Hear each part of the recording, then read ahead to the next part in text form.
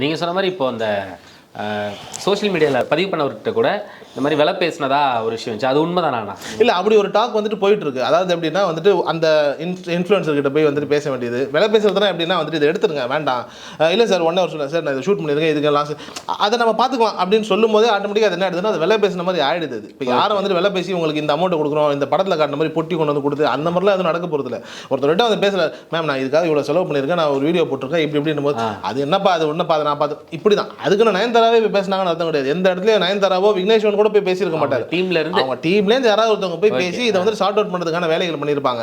இந்த வேலைகள்லேயே நான் சொல்கிறது என்ன அப்படின்னா, மொதல் வந்துட்டு உங்களுக்கு யார் அந்த ரைட்ஸை கொடுத்தா போய் வந்துட்டு ஒருத்தருடைய வீடியோவை எடுக்க சொல்ல, சரி அதாவது நீங்கள் நெகோஷியேட் பண்ணுறீங்க எடுங்கன்னு, எடுக்காத பட்சத்தில் ஸ்ட்ரைக் கொடுக்குறீங்க அப்படின்னும் போது இதைத்தானே தனுஷம் பண்ணுறாரு. அவருடைய கண்டென்ட் அவருடைய சொத்து, இத்தனைக்கும் அவர் முதல் போட்டு பண்ண ஒரு விஷயத்தை வந்துட்டு அவர் வந்துட்டு கொடுக்கறதுக்கு காசு கேட்குறாரு அப்படின்னும் போது அவருக்கு ஒரு சட்டம் உங்களுக்கு ஒரு சட்டம் வாங்குற இந்த கேள்வி இருக்குல்ல, மக்கள் இன்னைக்கு எல்லாத்தையுமே பார்த்துக்கிட்டே இருக்காங்க. அவங்க வந்துட்டு ரியாக்ட் பண்ணாமல் இருக்கலாம், ஆனால் புரிஞ்சுக்கிட்டு தான் இருக்காங்கிறத வந்துட்டு நயன்தாரா டீம் புரிஞ்சுக்கணும்.